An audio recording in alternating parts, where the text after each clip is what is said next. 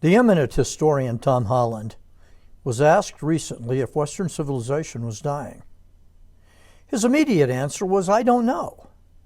Then he suggests three future possibilities.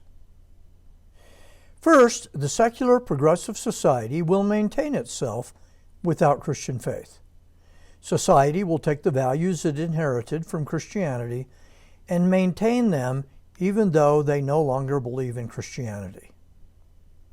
A second possibility, the values of the ancient world will be enshrined. Weakness will be condemned, and power and glamour and swagger will be praised. This would be the eradication of Christian civilization, something that the Nazis, Nietzsche, and the modern progressive left prefer. Third, Holland suggests people will recognize you cannot have Christian values without Christian beliefs. There will be a return to the value of Christianity. He sees it as a current trend, and then he admits that any of the three might happen. But he admitted, "I am not a prophet like Isaiah." My own view, you cannot have Christian culture without Christian belief in Christian doctrine. That's how the culture was built, and that is how it will be sustained. And I think that Holland's third scenario, the resurrection of Christian belief, is the most likely to happen. I think Christianity will become more dominant in the West in the future. And here's why. Reason number one, we currently are still dominated by Christian culture. Even the progressive left, as Holland suggests, retain many Christian beliefs even if they do not know that they are Christian.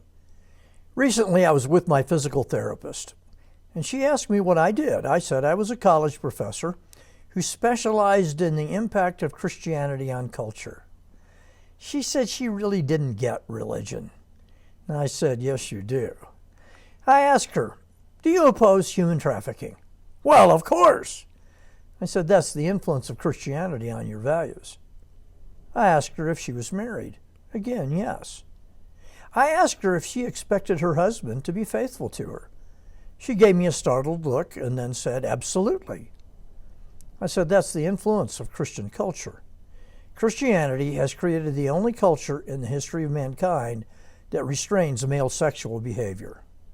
The progressive left believes in the equality of all humans. They are committed to social justice for all people. These are exclusively Christian ideas. They come straight from the Bible, Genesis 1:27 to be precise. And I could cite many others. So even though we call our culture post-Christian, it is still very Christian in many, many ways. A second reason I expect Christian culture to survive and thrive, we are back to my favorite word, demography. Christians have far more children than the secular progressives.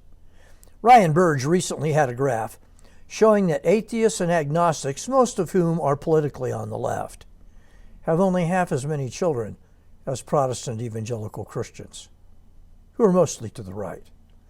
One generation from now, there will be millions more people who grew up in Christian, not secular homes. Just look at how that would affect elections. In the 2020 election, a change of 1/10 of 1% of the voters in 3 states would have caused the election to have a different outcome. What would 3% or 5% have done? Make no mistake, children tend to vote like their parents. That is why the left is ferociously trying to hang on to their control of education. They have to maintain their power. Reason number 3, immigration. Christianity may be experiencing a decline in the West, but not in the rest of the world. Africa, Latin America, and Asia are seeing huge, spectacular revivals of Christian faith. You ask, how does that affect us? Enormously. Millions of serious Christians are pouring into Europe and the rest of the West. Many are vibrant and aggressive and will be a powerful force for Christian culture.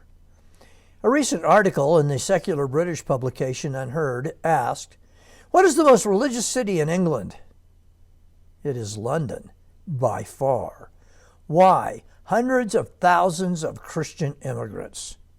Kingsway Christian Center in London currently runs 12,000 in worship on Sunday at its main campus. I was recently preaching in Laramie, Wyoming, and we had a Nigerian couple attend our services.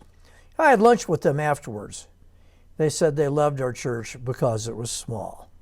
There were about 35 in attendance that morning. I asked how many attended their services at home in Lagos, Nigeria. The wife paused for a moment and then said, about 50,000. She showed me a picture of her church auditorium. It looked like a giant basketball arena. They filled it 4 times on Sunday. It amazes me how the progressive left thinks the Africans don't matter. But boy, do they ever. They have more children, by far, than anyone else in the world. And they are the bearers of Christian civilization and will sustain Christian culture. Reason number 4 for the triumph of Christianity. The progressive left will be weakened because education is undergoing a revolution in the West, especially the United States. The left depends on controlling education, and their grip is loosening. 10 states have passed voucher laws, giving parents money to go to any school of their choice. Many will choose to put their children in non-public schools, where they will not be indoctrinated with left-wing ideas. Colleges and universities are rebelling against the woke administrators in their schools. New colleges and universities are being started. Many will be successful. Homeschooling has doubled in the last 5 years. All this portends big changes for our culture. Reason number 5, Christianity's preeminent religious competitor is weak. The progressive left is a weak religion, and everywhere it has been the state religion, it has failed. Marxist ideology does not make one a better person. It has no ability to change people's lives. Leftists have low levels of commitment to their cult. They do not sacrifice for their ideals. I've asked them directly what they have given up to achieve their ideological goals. The answer is always essentially nothing. The Christian faith for 2,000 years has produced millions of followers of Jesus Christ who are willing to give up everything to follow him. Millions sacrifice daily to serve and be witnesses for Christ. The Holy Spirit is continuing to produce people of enormous commitment. Our competitor is weak. We are strong. Reason number 6 for the triumph of Christianity: God himself will respond to the prayers of millions of Christians, pour out his Holy Spirit, and bring powerful revival to the West. Christianity creates new men and women. It transforms them into extraordinarily productive human beings. Richard Vormron said, "By their fruits ye shall know them."